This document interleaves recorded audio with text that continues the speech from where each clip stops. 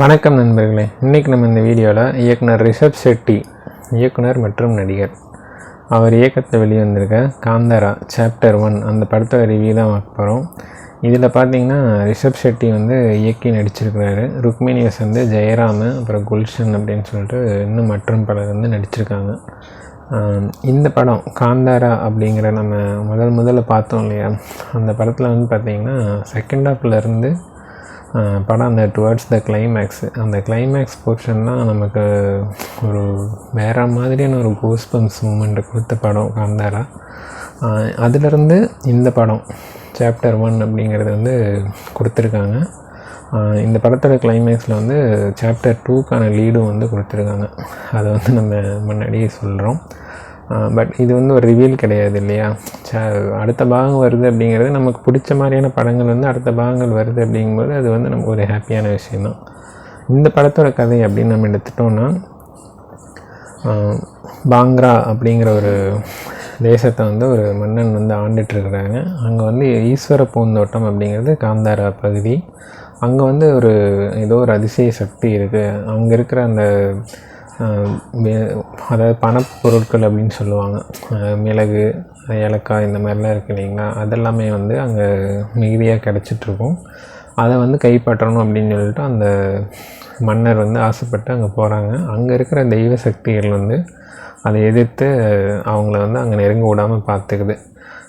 அங்கே அந்த காந்தாராவில் தான் ரிஷப் ஷெட்டி அப்புறம் அவங்களோட அவங்க எல்லாமே இருக்காங்க. அவங்க ஊர் அந்த பழங்குடியினர், மலைவாழ் மக்கள்னு சொல்லுவாங்க. அவங்க அந்த காந்தாராங்கிற கிராமத்தில் அவங்க இருந்துகிட்ருக்காங்க.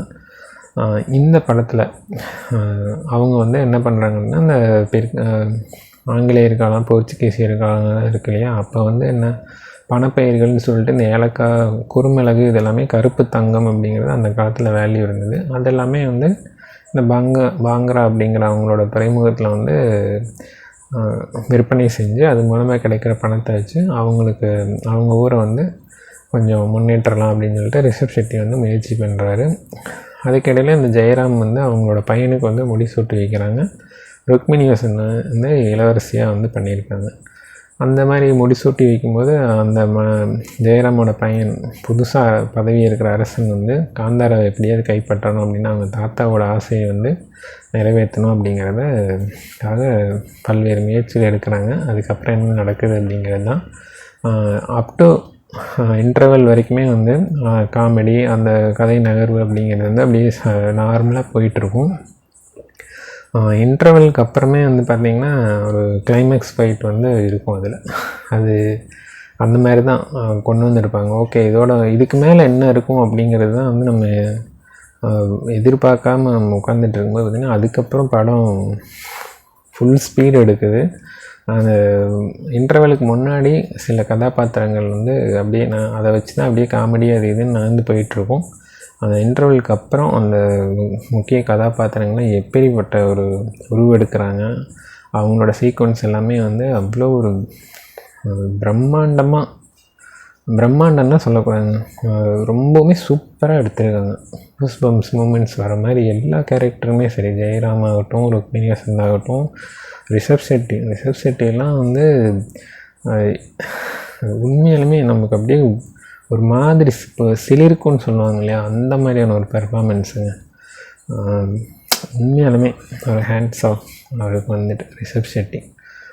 கண்டிப்பாக நீங்கள் ஃபேமிலியோடு போய் பார்க்கலாம். முக்கியமாக ஒரு இன்ஃபர்மேஷன் என்னென்னா, 10 வயசுக்கு கீழே இருக்க குழந்தைங்கள கூட்டிகிட்டு போகிறது யோசித்து முடிவு பண்ணுங்கள். ஏன்னா நாங்கள் போய் பார்க்கும்போது அந்த மாதிரி ஒரு 5 to 6 வயசுக்குள்ளே இருக்க குழந்தை அந்த ஒரு பக்தி மயமான அந்த சீன்லாம் வரும்போது அந்த படத்துக்கே ஒரு உண்டான ஒரு சவுண்டு கொடுக்குறாங்க இல்லையா, அதெல்லாம் பார்த்து குழந்தைங்க வீடுன்னு அழுகுறாங்க. அந்த குழந்தை பயந்து அழுகுது. அது அப்போ இம்மீடியட்டாக பேரண்ட் அவங்க கூட்டிகிட்டு போய் சமாதானப்படுத்தணும். அதை விட்டு போட்டு படம் போகிற இன்ட்ரெஸ்ட்டில் அவங்க பார்த்துட்டு இருக்காங்க. தேட்டரில் எல்லாருமே அது ஏதோ காமெடி சீன் மாதிரி நினச்சி சிரிக்கிறாங்க. ஒரு குழந்த ஒரு விஷயத்தை பார்த்து பயந்து அழுகுது அப்படின்னா கொஞ்சம் கேர் பண்ணணும்ல. ஸோ அதனால் நீங்கள் 10 வயசுக்கு மேலே இருக்க குழந்தைங்கள தாராளமாக கூட்டிகிட்டு வாங்க. குட்டி குழந்தைங்க இருந்தாங்க அப்படின்னா அதுக்கு தகுந்த மாதிரி நீங்கள் பிளான் பண்ணிக்கோங்க. ஓகே, கண்டிப்பாக நீங்கள் வீக் டேஸோ எப்போ நீங்கள் போய் பார்த்தாலும் நீங்கள் கொடுக்குற அமௌண்ட்டுக்கு ஒர்த்தாக ஒரு 3 hours உங்களை அப்படியே மெய் மறந்து ஒரு உலகத்தில் வந்து வாழ வச்சுருப்பாங்க அப்படிங்கிறத சொல்லலாம். இந்த படத்தில் ஸ்டண்ட் வந்து அர்ஜுன் அப்படிங்கிறவர் வந்து பண்ணியிருக்கிறாரு. அவங்க டீமு அந்த ஸ்டண்ட் சீன்ஸ் எல்லாமே வந்து அவ்வளோ ஒரு செம்ம சூப்பராக பண்ணியிருக்காங்க. இதில் எதை வந்து நெகட்டிவ் அப்படின்னு சொல்கிறது அப்படின்னா வந்து இந்த கதை களம் அப்படிங்கிறது இருக்கு இல்லையா, இந்த கதை வந்து நமக்கு எதுவும் புதுசெல்லாம் கிடையாது. ஆனால் எடுத்திருக்க விதம், உங்களுக்கு ப்ரெசன்ட் பண்ணுற விதம்னு இருக்கு இல்லையா, அதுதான் நாங்கள் பேசுவோம் அப்படிங்கிறது சொல்லலாம். அந்த விதத்தில் வந்து ரிஷப் ஷெட்டி மிரட்டி விட்டுருக்காருன்னு தான் சொல்லணும். ருக்மிணி வசந்தோட டிரான்ஸ்ஃபர்மேஷன் வந்து நம்ம ரொம்ப ஒரு அசாதாரணமான ஒரு ஃபீலிங்கை கொடுக்கக்கூடியது. கிளைமேக்ஸ்லலாம் வந்து என்னடா இப்படி பண்ணி வச்சுருக்காங்க அப்படிங்கிற அளவுக்கு ரொம்பவே பிரமிக்கத்தக்க ஒரு விஷயம். அதேமாதிரி கடவுள் நம்பிக்கை இல்லாதவங்க கூட வந்து இந்த படத்தோட அந்த இன்டர்வலுக்கு அப்புறம் வர அந்த டுவர்ட்ஸ் கிளைமேக்ஸ் வரைக்குமே வந்து என்னடா அப்படிங்கிற மாதிரி இருக்குங்க. கண்டிப்பாக அவங்க நம்புகிற அளவுக்கு இருக்கும். அந்த மாதிரியான ஒரு பர்ஃபார்மன்ஸு எல்லார்கிட்டருந்துமே அவுட்புட் வந்து வாங்கியிருக்கிறாங்க. டெக்னிக்கல் டீமுக்கு வந்து உண்மையாலுமே ஒரு நம்மளோட பாராட்டை வந்து தெரிவிக்கணும். அப்படி ஒரு அந்த ஒளிப்பதிவு ஆகட்டும், பிஜிஎம் ஆகட்டும், அஜ்னீஸு அவர் அதேமாதிரி அந்த முதல் பாகத்தில் வர வராக நதி அந்த பாட்டு வந்து வராக ரூபம் அந்த பாடல் வந்து இந்த படத்துலேயும் பயன்படுத்தியிருக்காங்க. அது எல்லாமே நமக்கு ரிப்பீட்டாக கேட்டாலும் இந்த படத்துலேயும் அதே ஒரு கூஸ்பம்ஸ் மூமெண்ட் இருக்கிற மாதிரி தான் வந்து நல்லா பண்ணியிருக்காங்க.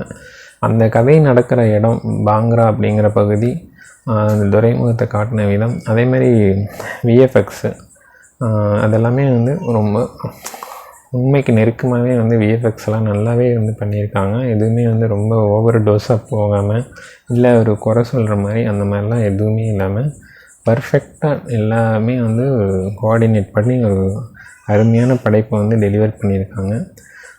இப்போ இந்த சமீப காலங்களில் வந்து பார்த்திங்கன்னா 1000 கோடி 2000 கோடின்னு சொல்லிட்டு அதோ பெருசாக இது பண்ணிகிட்ருக்காங்க. நமக்கெல்லாம் வந்து நம்ம ஒரு விஷயத்தை வந்து படம் பார்க்க போகிறோம் அப்படின்னா வந்து நம்ம 2.5 மணி நேரம் வந்து எல்லாத்தையும் மறந்து அந்த உலகத்தில் வாழ்ந்துட்டு அந்த அதெல்லாமே ஸ்ட்ரெஸ் அது இதுன்னு எல்லாமே மறந்துட்டு ஒரு ரிலாக்ஸ் மைண்டோடு வெளியில் வரணும் அப்படிங்கிறது தான் வந்து அந்த ஒரு சினிமா பார்க்க போகிறதோட ஒரு மோட்டோவே அதுதான் தான் இருக்கும். அதுதான் அங்கே ப்ரெசண்ட்டாக இருக்கணும். அதை விட்டு போட்டு 2000 கோடி வருது 1000 கோடி வருது அதுதான் நல்ல படம் தான் நல்ல படம் அப்படிலாம் கிடையாது. காந்தாரா வந்து நமக்கு எப்படி ஒரு சர்ப்ரைஸாக இருந்ததோ இந்த சாப்டர் 1 வந்து நமக்கு அதை விட ஒரு சர்ப்ரைஸ் எலிமெண்ட்டாக தான் இருக்குது. அதுலேயும் சாப்டர் 2 அப்படி வரப்போகுது அப்படிங்கிறது வந்து இனிமேல் நமக்கு ஒரு பாசிட்டிவான விஷயமாக தான் இருக்குது. அது வந்தாலும் ரிஷப் ஷெட்டி கண்டிப்பாக கலக்குவார் அப்படின்னு தான் நம்பலாம். நீங்கள் மறக்காமல் குடும்பத்தோடு நீங்கள் போய் தாராளமாக பார்க்கலாம். நல்ல ஆம்பியண்டான தேட்டரில் பிக் ஸ்க்ரீனில் போய் பாருங்கள்.